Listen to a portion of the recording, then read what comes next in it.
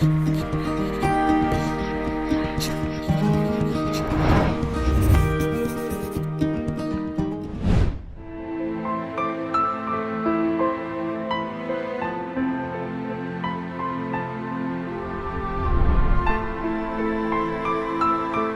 was in the year 1521 when the Christian faith first arrived and found its roots in the Philippine soil.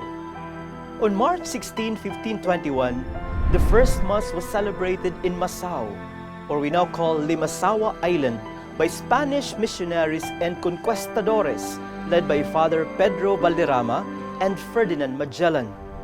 On April 14, 1521, the first baptism took place in the island of Cebu, or we now know as Cebu, in which 500 natives led by Raha Humabon and his wife were baptized to the Christian faith. Raha Humabon was given the Christian name Carlos, while his wife, Juana. And on that same day, the Queen accordingly begged for the image of the Señor Santo Niño, and it was gifted to her. Indeed, the year 2021 is a great celebration, a jubilee for the Church in the Philippines.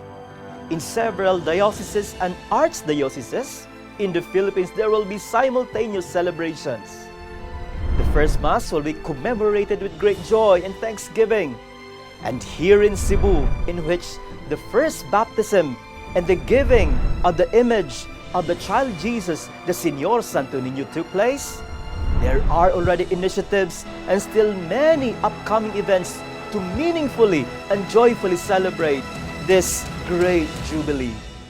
Therefore, we invite all of you to take part in this celebration and constantly give ourselves to God and to one another. Since as baptized Christians, we are all gifted to give. 500